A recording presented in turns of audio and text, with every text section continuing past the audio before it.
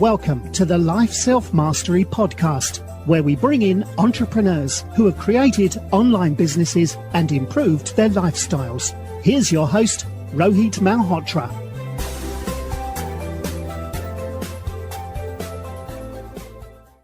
Hi everyone, I'm Rohit from lifeselfmastery.com, and today I have Bryan Bowman, who's a private label seller with over 10 years of entrepreneurship and e-commerce experience. He's a full-time PPC and conversion rate optimization consultant for companies listing their products on Amazon. He hosts a weekly podcast, Ecommerce Underground, that is dedicated to helping Amazon sellers increase their traffic, conversions, and profitability of their business. Welcome to the show, Bryan. Hey, thanks for having me, man. Appreciate it. Yeah, so, can you share your journey about how you got into entrepreneurship? I know you used to play golf and, how did that lead to entrepreneurship? Yeah. So, first of all, thanks for having me on. And I know a lot of your listeners, they're maybe working a job like a 9-to-5 job, and they're kind of wondering, all right, like how can I build this thing online? And that's kind of where I started. Also, I was before getting into, I guess, the real world, like I tried a lot of different things. I grew up on a lot of books on mindset and entrepreneurship. I had both of my parents were entrepreneurs, and I always knew, like, I'm going to run my own business. That's what I was meant to do. And right out of college, I tried college so many times, man. Like I can't even, I tried it and I just could not sit still. Like I couldn't do it. And it wasn't that I was a bad student. I just couldn't focus. And every time I was in there, I was thinking, man, like, I know there's something else I want to do. Like, I don't want to do this, whatever this I'm studying. So I tried. And honestly, it didn't go as planned. Like everyone wants to give you the story about, they put it all out there. They had all the mindset and they went out there and they succeeded. And I tried so many different businesses and none of them succeeded.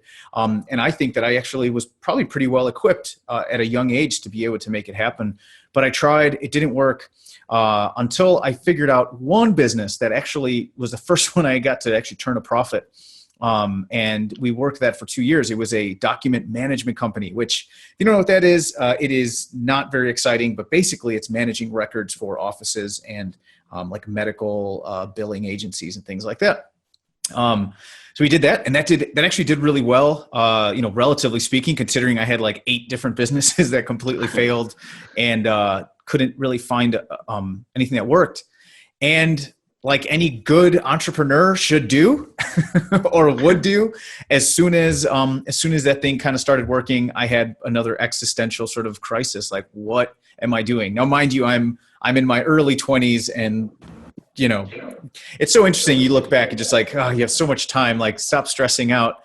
And, but I just didn't know really what I wanted to do. And I knew that wasn't it. So I sold everything and went to go play professional golf. So that's how the golf thing came in. I used to play amateur golf, and I did well. I won tournaments. And again, kind of like, I think all entrepreneurs, right? Or I think all people, I don't even think it's entrepreneurs. I think we just have this thing in our heart that's like, oh, we want more.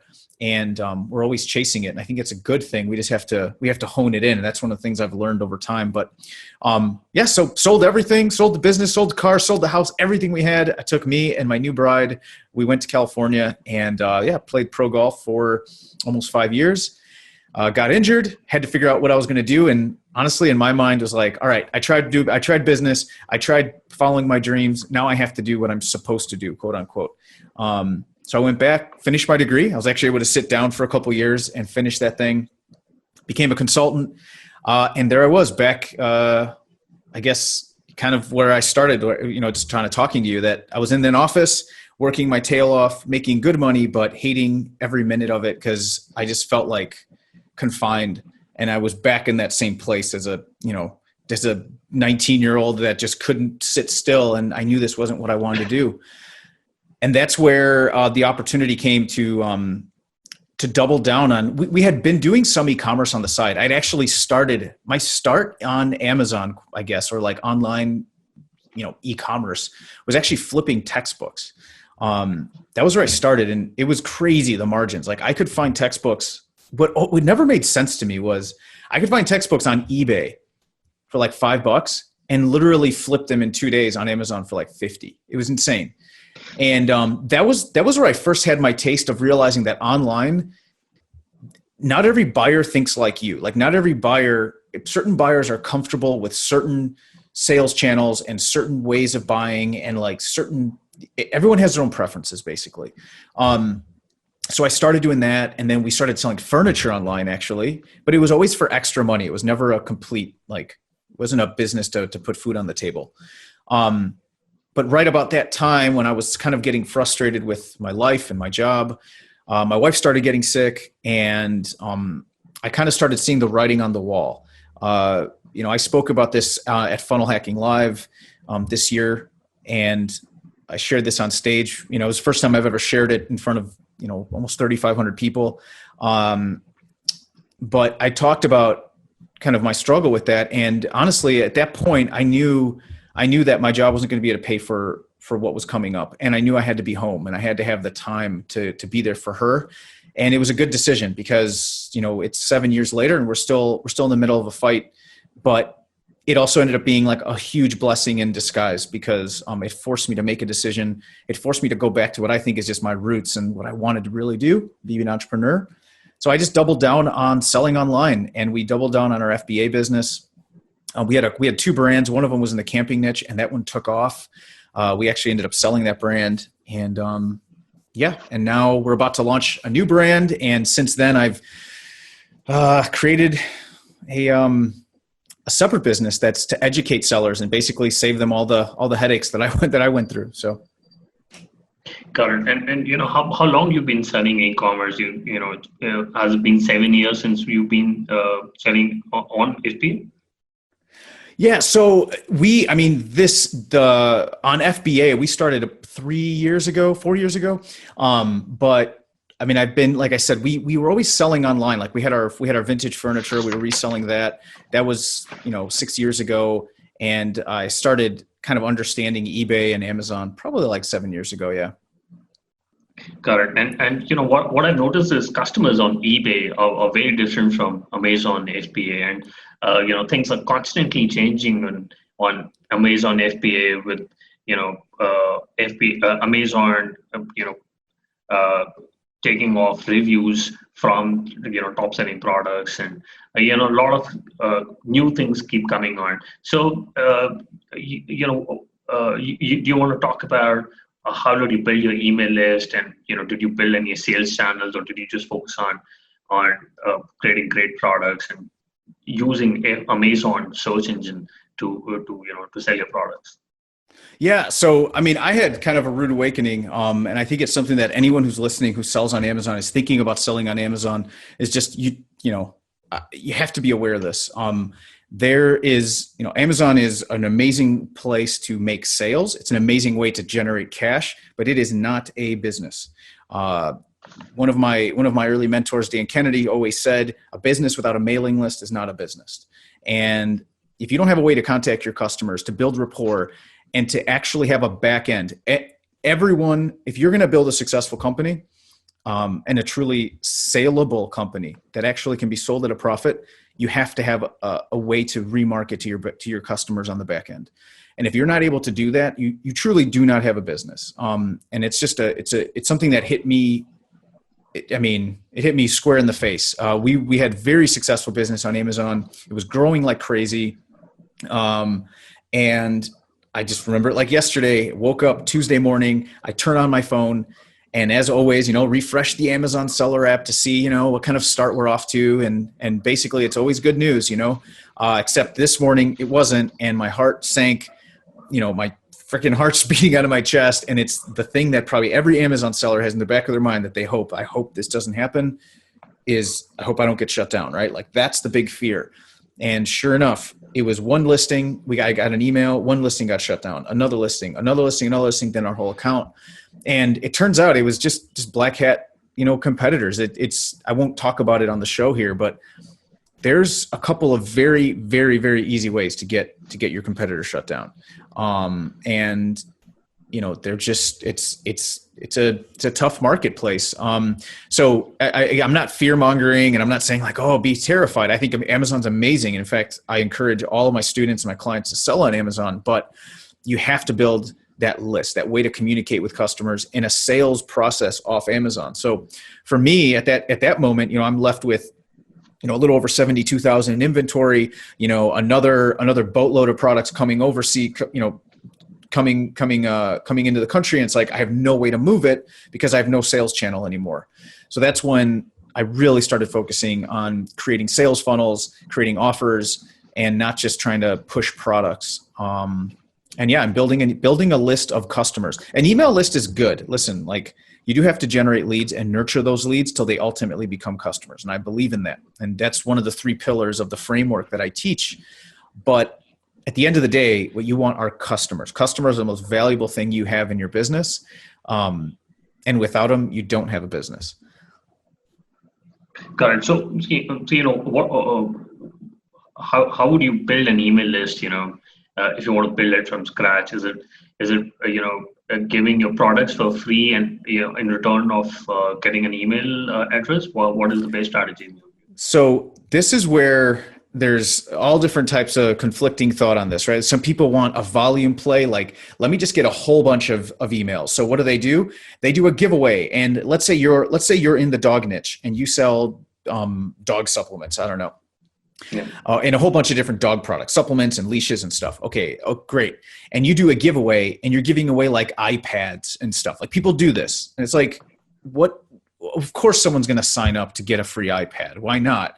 But there's no behavioral indication by them raising their hand saying that they own a dog, that they're interested in dog supplements, that they will probably never become a customer because the bait you used was an iPad. Who the heck doesn't want an iPad? So I'm not really crazy about having a huge email list. I think it's a vanity metric. What I care about are audiences. Traffic, who cares? I want audiences. So an email list is good, but it all depends on the source of where those leads came from. So for example, if I got 1,000 emails that I bridged over from my fan page that said, that's I love Labradors, and these are people who were really engaged on that page and now came onto my email list because I did a giveaway of my top 5 dog products, like, that is a good email to have. Even though it's not a customer yet, it's a good email. But an email from running, an ad that says free iPad, join the We Love Dogs email list, like, who cares? Like, that's not a good lead. Does that make sense? Yeah, makes sense.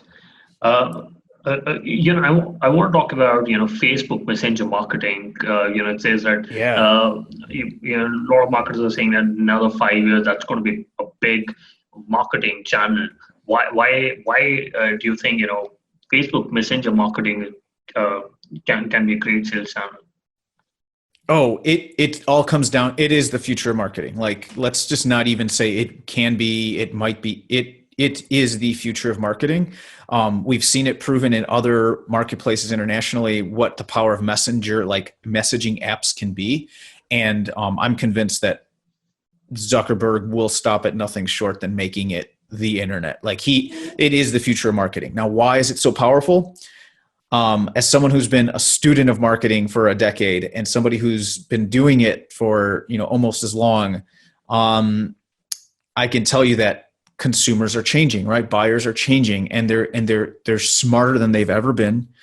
And they can sniff BS so far away. Like, it's very, very difficult to use kind of the old markety, salesy tactics. You need to actually have a relationship. Now, here's the deal. Because they're so sort of cynical, not cynical, I think it's the wrong word. They're so cautious and they're so sort of conditioned to think, oh, okay, this is just an ad and they're going to try to sell me something. And they are so smart about understanding what's happening. That opens the door for more connection.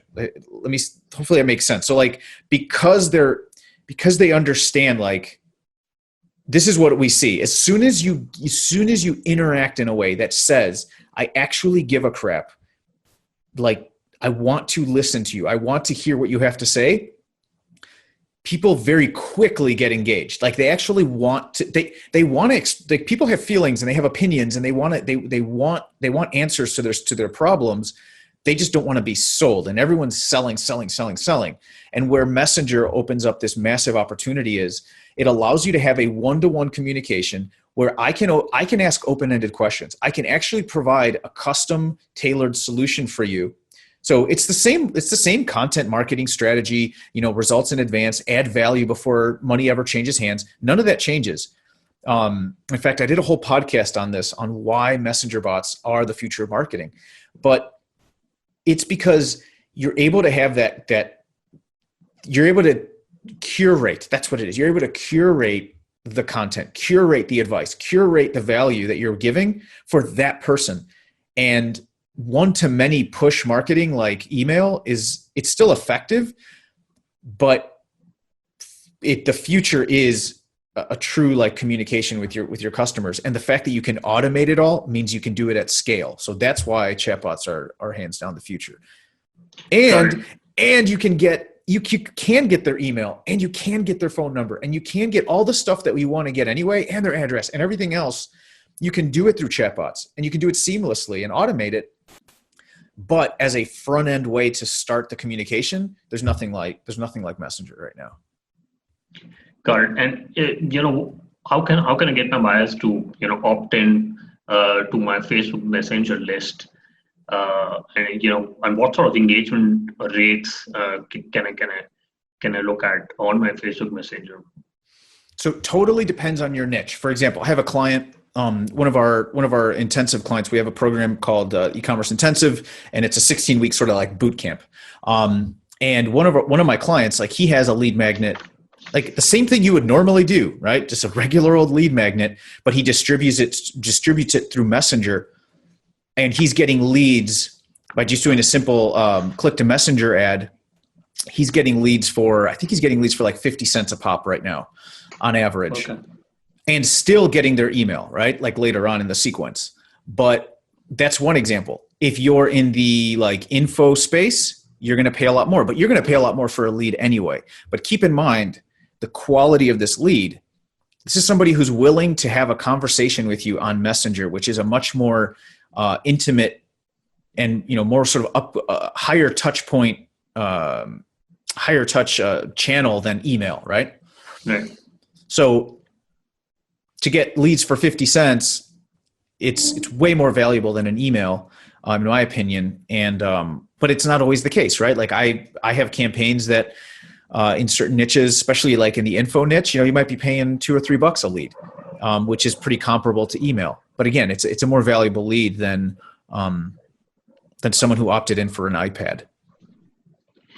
Got it. So, how do I leverage my messenger bots for customer service or getting payments or upselling or cross-selling my other products? Is it still possible to automate my bots to do those sort of things? Yeah. What are the softwares which people would need to use or you recommend? Not much, man. So my clients right now and my students, we use ManyChat. That's we used to use ChatFuel, but ManyChat is just it has everything ChatFuel has that you need, and the interface is just way easier to use. So and I think going forward they're probably going to be the leader. I don't know. That's just an opinion, but so we use ManyChat. One of the best things you can do if you are an online business, I don't care what you sell, become militant about tracking. There has to be, use UTM codes in everything. Make sure that you're tagging everyone, every behavior, everything they click, everything that sniffs at an interest that your prospect has, tag them. Because the more, and it's kind of like installing a Facebook pixel code, right? Like when you first start, you're like, oh, I don't need it. But then 6 months later, you're like, damn, I wish I would have installed that thing, right? Yeah. Because I wish I would have known all those visitors over the last 6 months. It's the same thing with tagging. Like you might think now, I probably don't need it. Just tag everyone. If they click, if they comment, like no matter what they do, just tag them because you're gonna wish you had it in 6 months. Got it. And my question was, how can I still use chatbots for payments and for upselling the products or customer service? do I need to create a different list on ManyChat for that, or is it too complex, or No, no, it's all segmentation, man. So like that's what I'm saying. If you tag everyone, so if for example, let's take the same pet niche. So I know that they've got a Labrador because I tagged them as that. I know that they are interested in supplements because they shared the issues they've had with supplements. Okay, so I know that they're interested in supplements. I also know where they usually go with their dog because along the way I ask them, what kind of activities they do with their dog. So I know that they have a Labrador, they're open to supplements, and they typically go trail running. So okay. do you think we could make a sales funnel out of that if I knew those things? Heck yeah. Like I know exactly what to upsell them. I know exactly what to put into as an order bump. I know exactly what to cross sell. Because I have a picture of their interest. Like I have a picture of them as an avatar, and I can sell them accordingly. And then in terms of collecting payment, I mean, you could take them to a funnel, take them to ClickFunnels or something. But with new payment integration, I will say right now consumers are a little bit not familiar with the process, so it's not as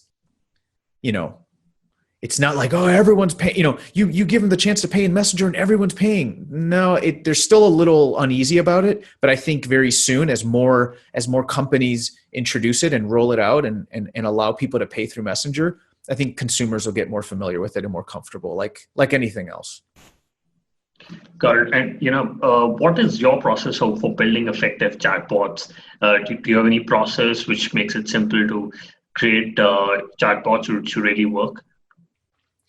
So it all starts, I mean, if we're talking about cold traffic, do you mean cold or warm traffic? I think that's probably the first thing to clarify. Yeah. Warm traffic, who coming onto chatbots, and how do you update your bot so that it's like the next process could be that they could speak to a real person, or it could be a simple plan to get them to buy your product. So do you have any process of building such an effective chatbot?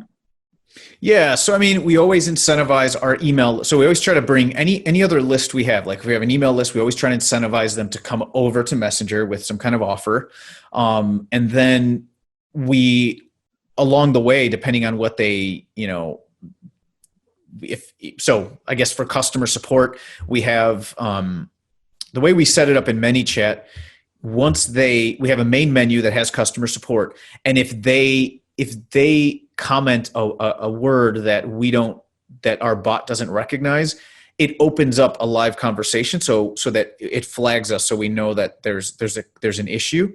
But one of the best things you can do with chatbots is have a customer support menu. So as part of your main menu, have customer support with common like frequently asked questions. So you can try to address, the top, 80% of questions. Every business has that 80-10 or 80-20 or 90-10. So whatever those top 3 or 4 questions are, address them through the main menu, through a sub menu. And if anything else, give them the option to leave an open-ended response, that flags a live conversation, so then you can address it. Got it. And how about people who sell it on Amazon FBA?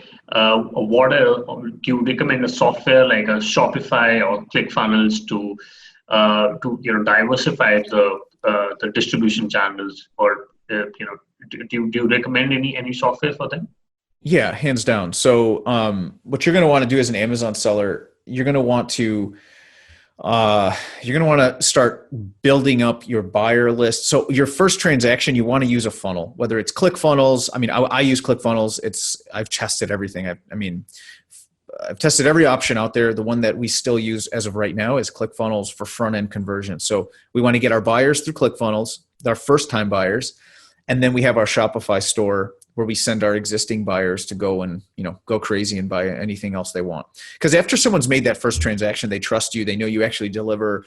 They know you actually are a real company and not a scam. So they're way more. It's just way easier to convert an existing customer. So that's why we can send them to a Shopify store where there's maybe some more distractions. You always want to send new prospects when you're going to convert them to a funnel, because there's just less distractions in the way. Oh, interesting. And do you have any course on Ecom Underground where people can learn more about messenger chatbots? Yeah, so I do something a little bit different. I don't do what kind of everyone else does in the industry because I've been in this. I've been a seller, and I've also been on the other side where I'm a consultant and I'm training students, I'm training clients, and working with them. So there's a lot of moving pieces in an e-commerce business. So what we do is instead of trying to sell, one course that's, hey, this is where you learn Facebook, or hey, this is where you learn how to do a funnel.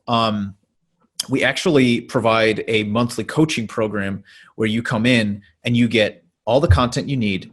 You get community, you get the support from everyone in our community, and then you get clarity, which I think is the missing piece, right? There's no shortage of content out there. Just go Google how to run a Facebook ad. There's a million ways to do it, free, paid, all kinds of stuff. So content, there's no shortage of. Communities, there's a lot of them. There's a lot of Facebook communities. But clarity along with that content and community and knowing what the next thing is for you and your business, that's a lot harder to come by because that's not information, that's insight. And insight is very, very, very expensive. So we try to make that available to as many sellers as possible as long as they're serious and legit and actually want to build a profitable business. So we do have a program called Ecom Underground Elite. It opens up several times per year, and I think right now we're closed, but you can get on a waiting list, and you can get more information at our website at ecomunderground.com.